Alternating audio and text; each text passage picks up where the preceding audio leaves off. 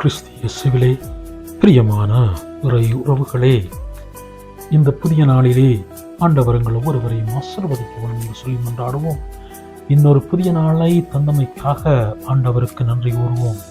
இந்த புதிய நாளிலே நாங்கள் செய்கின்ற செயல்பாடுகள் அனைத்தையும் அவருடைய திட்டத்தின்படி செய்வதற்கு எங்களோடு இருக்க வேண்டும் என்று சொல்லி மன்றாடுவோம். உம்முடைய இன்றைய வார்த்தைகள் அனைத்தும் எங்கள் ஒவ்வொருவரையும் வழி நடத்த வேண்டும் என்று சொல்லி மன்றாடுவோம். இன்னும் இந்த நாளிலே எங்களுடைய உயிருக்கு எந்தவித உயிராபத்து நேரிடாமல் பாதுகாக்க வேண்டும் என்று சொல்லியும் இன்றைய நாளிலே விசேடமாக மன்றாடிக்கொள்வோம். இன்றைய நாளிலே ஆண்டவர் தருகின்ற இறை வார்த்தைக்கு நாங்கள் செவிமடுப்போமாக. மாற்கு நற்செய்தி 7ஆம் அதிகாரம் வசனங்கள் 14 தொடக்கம் 23 முடிய. அக்காலத்தில் இயேசு மக்கள் கூட்டத்தை மீண்டும் தம்மிடம் வரவழைத்து அவர்களை நோக்கி, நான் சொல்வதை அனைவரும் கேட்டு புரிந்து கொள்ளுங்கள். வெளியிலிருந்து மனிதருக்குள்ளே சென்று அவர்களை தீட்டுப்படுத்தக்கூடியது ஒன்றுமில்லை. மனிதருக்குள்ளே இருந்து வெளியே வருபவை அவர்களை தீட்டுப்படுத்தும். கேட்க செவியுள்ளோர் கேட்கட்டும் என்று கூறினார். அவர் மக்கள் கூட்டத்தை விட்டு வீட்டிற்குள் வந்தபோது அவருடைய சீடர் அவரிடம் இந்த உவமையை பற்றி கேட்க அவர் அவர்களிடம், நீங்களுமா இந்த அளவுக்கு புரிந்து கொள்ளாமல் இருக்கிறீர்கள்? வெளியிலிருந்து மனிதருக்குள்ளே செல்லும் எதுவும் அவர்களை தீட்டுப்படுத்த முடியாது என உங்களுக்கு தெரியாதா என்றார்.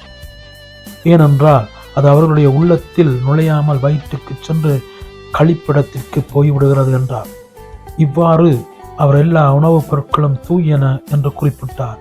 மேலும் மனிதருக்கு உள்ளே இருந்து வருவதை அவர்களை தீட்டுப்படுத்தும். ஏனெனில் மனித உள்ளத்திலிருந்தே பரத்தமை, களவு, கொலை, விபச்சாரம், பேராசை, தீச்செயல், வஞ்சகம், காமவரை, பொறாமை, பழிப்புரை, சிறுக்கு, மதிகேடு ஆகியவற்றை செய்ய தூண்டும் தீய எண்ணங்கள் வெளிவருகின்றன. தீயனவாகிய இவை அனைத்தும் உள்ளத்திலிருந்து வந்து மனிதரை தீட்டுப்படுத்துகின்றன என்றார். இது வாழ்வு தரும் கிறிஸ்து இயேசுவின் செய்தி. பிரியமானவர்களே, இன்றைய வாசகத்தினூடாக ஆண்டவர் எங்களுக்கு தருகின்ற உண்மையான செய்தி, அறிவையும் கடந்து இறைஞானத்தை தேடுவோம். முதல் வாசகம் சாலமோனின் ஞானத்தை பற்றி பெருமையாக பேசினாலும் மறைமுகமாக சேபா நாட்டு அரசியின் நற்பண்புகளையும் பட்டியலிடுகிறது.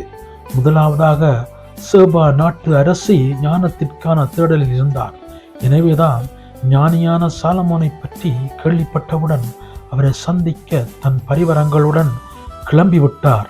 இரண்டாவதாக, அவர் ஞானம் படைத்தவராகவும் இருந்தார். காரணம், அவரிடம் ஏராளமான கேள்விகள் இருந்தன. ஞானத்தின் அடையாளம் நிறைய பதில்களோடு இருப்பதில் அல்ல, மாறாக நிறைய கேள்விகளோடு இருப்பது. மூன்றாவதாக, எளிதில் பிறரை பாராட்டக்கூடியவராக இருந்தார். பிரியமானவர்களே, சாலமோனின் ஞானத்தையும் அவரது அரண்மனையில் நடந்தவற்றையும் கண்டு, நான் காண்பவை நான் கேள்விப்பட்டவற்றில் பாதி கூட இல்லை என்று சொல்லி மனம் திறந்து பாராட்டினார். நான்காவதாக, சாலமோனின் ஞானத்திற்காக கடவுளை புகழ்கின்றார். இது அவரிடமிருந்து கடவுள் மைய வாழ்வை சுட்டி காட்டுகிறது.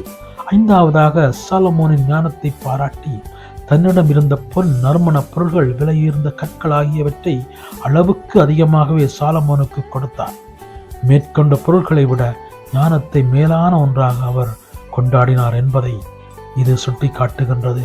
ஒட்டுமொத்தத்தில் சாலமோனுக்கு ஈடாக ஞானத்தில் சேபா நாட்டு அரசி விளங்கினாள் என்று சொன்னால் அது மிகையல்ல. பிரியமானவர்களே,